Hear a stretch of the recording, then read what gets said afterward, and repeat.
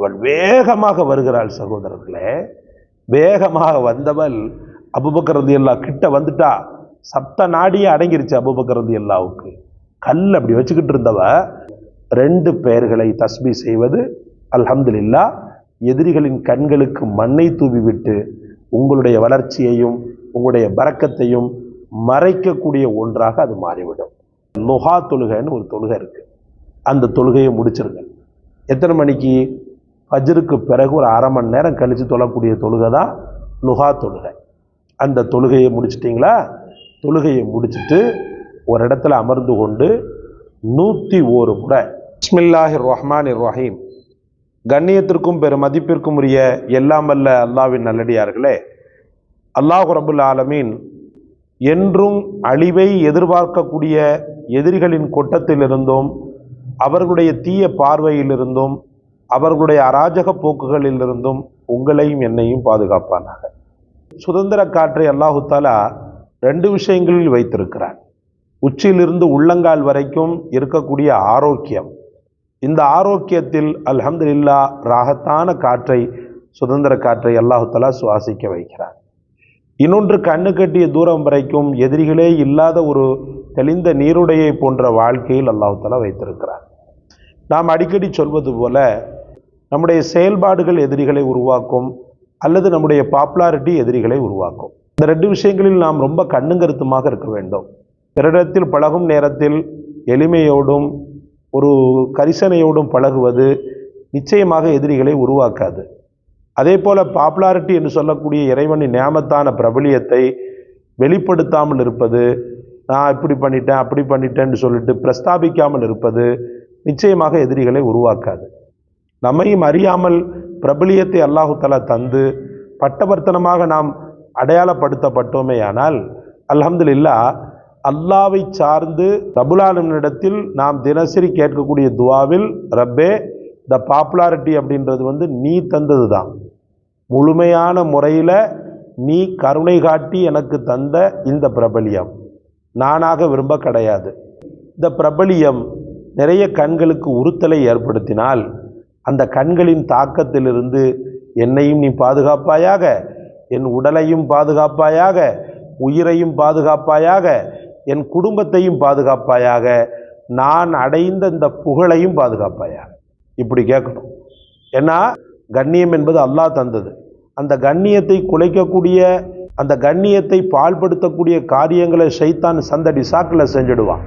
அதனால் நாம் துவால இப்படி கேட்கணும், எனக்கு தந்த இஸ்ஸத்தை நீ நான் உயிருள்ள, நான் மௌத்தான பிறகு என் கபருக்கு, என் சொர்க்கத்திற்கு நான் போகின்ற வரைக்கும் நீ பாதுகாத்துடு அந்த புகழை அப்படின்னு சொல்லிட்டு.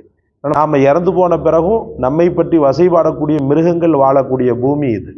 சரி, ஹைர், அல்ஹம்துலில்லாஹ். தீய பார்வையுடைய எதிரிகள் எந்த உலகத்தில் அவன் இருந்தாலும், நம்மை விட்டு அவன் தூரமாக இருந்தாலும், அவன் பார்வை நம்மீதே தான் இருக்கும் சகோதரர்களே. அது இந்த மொபைல் உள்ள காலகட்டத்தில் நம்மை பற்றி உள்ள செய்திகளை பிறரிடத்தில் கேட்டு தெரிவான். நாம் எப்படி இருக்கிறோம், என்ன ஏது, இன்றைக்கி என்ன வாங்கணும், இன்றைக்கி நம்ம என்ன பண்ணிக்கிட்டு இருக்கோன்றதெல்லாம் கூட வாட்ச் பண்ணி சொல்கிறதுக்கு சில காவாளிகள் உண்டு. அதனால் சகோதரர்களே, தனக்கான ஒரு கேடயத்தை ஒன்றை ஏற்படுத்திக்கிறணும். உங்களுக்கு நான் விளக்கமாக சொல்கிறதாக இருந்தால், ஒரு அழகான திரை, அந்த கருந்திரை எதிரிகளுடைய கண்களுக்கு தெரியாது. அந்த கருந்திரை மூடப்பட்டிருக்கும். அதனால் எதிரிகளுடைய கண்களுக்கு நீங்கள் என்ன செய்ய மாட்டீங்க, வித்தியாசமாக தெரிய மாட்டீங்க. அவன் பக்கத்திலே இருந்தாலும் எதுவும் பார்க்கவும் மாட்டான், எதுவும் செய்யவும் மாட்டான். அந்த அளவுக்கு நம்மை அற்புதமான முறையில் பாதுகாக்கக்கூடிய ஒரு ஜீஃபா. உங்களுக்கு நான் ஏற்கனவே சொன்னதுண்டு, திரும்பவும் ஞாபகப்படுத்துகிறேன். உம்மு ஜமீல் அல்லது அர்வா யாருடைய மனைவி? அபூ லஹபுடைய மனைவி. பெருமானார் ஸல்லல்லாஹு அலைஹி வஸல்லம் அவர்களுடைய இரத்தம் பார்த்தவள், அவங்களுடைய அந்த வேதனையில் குளிர் காய்ந்தவள், அவங்களுடைய வேதனையில் புலகாங்கிதம் அடைந்தவள். ஒரு முறை என்ன பண்ணுறாண்டா, பெருமானார் ஸல்லல்லாஹு அலைஹி வஸல்லமுடைய அந்த வளர்ச்சியை பிடிக்காம எப்படியாவது நபிகள் நாயகம் ஸல்லல்லாஹு அலைஹி வஸல்லம் அவர்களுக்கு சித்திரவதையை கொடுத்துடணும்னு சொல்லிட்டு பிசாசை போல வந்தா. ஏற்கனவே சித்திரவதை கொடுத்துட்டு தான் இருந்தா. முற்களை பாதைகளில் பரப்பி அதுக்கு மேலே மண்ணை போட்டு மூடி ரசூலுல்லாஹ் வரக்கூடிய நேரத்தில் அவங்க கால்களில் குத்தி கிழிச்சு ரத்தம் பார்ப்பதை தன்னுடைய வழமையான வாடிக்கையாக வைத்திருந்தா. பத்தாக்குறைக்கு இன்னும் இரத்த வரி பிடித்த அந்த நாய் என்ன பண்றான்டா, இவ்வளவு பெரிய கல்லை தூக்கிட்டு என்ன செய்யறா, வர்றா. வந்த உடனே பெருமானார் ஸல்லல்லாஹு அலைஹி வஸல்லம் அவங்களும் அபூபக்கர் சித்திக் ரலியல்லாஹு அன்ஹு பேசிக்கிட்டு இருக்கிறாங்க.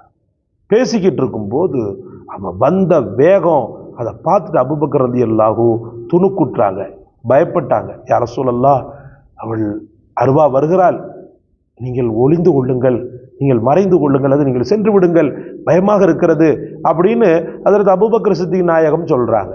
உடனே பெருமானார் ஸல்லல்லாஹு அலைஹி வஸல்லம், அப்படிலாம் ஒண்ணும் இல்லை, நீங்க இருங்க அப்படின்ற மாதிரி சொல்றாங்க.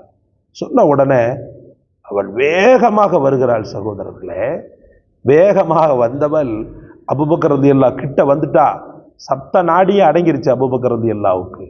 கல் அப்படி வச்சுக்கிட்டு இருந்தவ, ஐன முஹம்மத், முஹம்மது எங்க அப்படின்னு சொல்லிட்டு கேட்கிறான். என்ன கேட்டா, ஐன முஹம்மத், முஹம்மது எங்க அப்படின்னு கேட்கிறான்.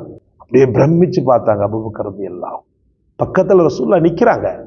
ஆனாலும் அந்த குருட்டு கண்களுக்கு பெருமானார் ஸல்லல்லாஹு அலைஹி வஸல்லம் அவர்கள் தெரியல. அப்படியே அப்படியே ஆச்சரியத்துல பாக்குறாங்க. அப்படியே தேடுறான். தேடிட்டு எங்க போன ஹஸரத் அபூபக்கர் சித்திக் ரலியல்லாஹு மேல கை காட்டுறாங்க. அல்லாஹ் தான் அறிந்தவன்ற மாதிரி மேல கை காட்டுறாங்க. அந்த வெறுப்புல, ரசூலுல்லாஹ் இல்லைன்ற அந்த ஏமாற்றத்துல அந்த கல்லை எடுத்து வேகமா அடிக்கிறார் தரையில. வேகமா அடிக்கிற, அப்படியே சுக்கு நூற உடையுது கல்லு. ஒருவருன்னு அந்த இப்லீஸ் போயிடுச்சு. அதுக்கப்புறம் பெருமானார் ஸல்லல்லாஹு அலைஹி வஸல்லம் இடத்துல, யா ரசூலல்லாஹ், எப்படி அல்லாஹ் மறைச்சிட்டான்பா, ரப்புல் ஆலமீன் மறைச்சிட்டான், நான் நின்னால் அவ கண்ணுக்கு தெரியாத அளவுக்கு அல்லாஹ் மறைச்சிட்டான் அப்படின்னு சொல்லி சொன்னாங்க. அது சம்பந்தமான வசனங்கள், குரானிய வசனங்கள்லாம் இறங்கிச்சு. நான் என்ன சொல்ல வரேன்டா, இந்த வசீஃபா அப்படி ஒரு தன்மை உள்ளது. அல்லாஹ்வுடைய அஸ்மாவுல் ஹுஸ்னாவில் மிக முக்கியமான பேராக இருக்கக்கூடிய 2 பெயர்களை தஸ்பீ செய்வது அல்ஹம்துலில்லாஹ் எதிரிகளின் கண்களுக்கு மண்ணை தூவிவிட்டு உங்களுடைய வளர்ச்சியையும் உங்களுடைய பரக்கத்தையும் மறைக்கக்கூடிய ஒன்றாக அது மாறிவிடும். காலையில லுஹா தொழுகைன்னு ஒரு தொழுகை இருக்கு. அந்த தொழுகையை முடிச்சிருங்க. எத்தனை மணிக்கு? ஃபஜ்ருக்கு பிறகு ஒரு அரை மணி நேரம் கழிச்சு தொழக்கூடிய தொழுகை தான் லுஹா தொழுகை. அந்த தொழுகையை முடிச்சிட்டிங்களா? தொழுகையை முடிச்சுட்டு ஒரு இடத்துல அமர்ந்து கொண்டு 101 முறை யா ஜப்பார் யா கஹார் யா அல்லாஹ், யா ஜப்பார் யா கஹார் யா அல்லாஹ், யா ஜப்பார் யா கஹார் யா அல்லாஹ், யா ஜப்பார் யா கஹார் யா அல்லாஹ். முன்பின் செலவாத்துக்களை மறக்கக்கூடாது. முன்னாடியும் செலவாத்து ஓதணும், பின்னாடி. என ஜபரியத் என்று சொல்லக்கூடிய இறைவனின் ஆங்காரத்தன்மையையும், கஹ்ரியத் என்று சொல்லக்கூடிய அடைக்காலும் தன்மையையும் பறைசாற்றக்கூடிய திக்ரா இருக்கிறதுனால உடம்பு சூடாக வாய்ப்பு இருக்கு. அதனால சலவாத்தை முன்பின் மறக்கக்கூடாது. இந்த திக்ரை அவனை நினைச்சுக்கிட்டே ஓதணும். யாரு கண்களுக்கு நீங்கள் தெரியக்கூடாது என்று நினைக்கிறீர்களோ, யார் உங்களுக்கு டார்ச்சர் கொடுத்துக்கிட்டு இருக்கிறான்னு சொல்லிட்டு நினைக்கிறீர்களோ, அவன் கண்களுக்கு நான் தெரியவே கூடாது, என் விஷயங்கள் எதுவுமே தெரியக்கூடாதுன்றத முழுமையாக நம்பிக்கையோடு இன்ஷா அல்லாஹ் இந்த திக்ரை நீங்கள் ஓதினீர்களேயானால் நிச்சய வெற்றி அல்லாஹ் உங்களுக்கு தருகிறான். எதிரிகளே இல்லாத ஒரு அற்புதமான சுகத்தை அல்லாஹ் தஆலா ஏற்படுத்துகிறான். அல்லாஹ் உங்களுக்கும் எனக்கும் அப்பேற்பட்ட ஒரு நிலவை தந்தருள்வானாக. இந்த காணொளி உங்களுக்கு பிடிச்சிருக்கும்னு நினைக்கிறேன். பிடிச்சிருந்தா லைக் பண்ணுங்க, ஷேர் பண்ணுங்க, சப்ஸ்கிரைப் பண்ணுங்க. எல்லாவற்றை விட மேலாக இந்த வசீஃபாவை கண்டெடுத்து தங்களுக்காக சொன்ன எம்மை மறக்காம துஆ செய்யுங்க. ஜஸாக் அல்லாஹ். அஸ்ஸலாமு அலைக்கும் வரஹ்மத்துல்லாஹ்.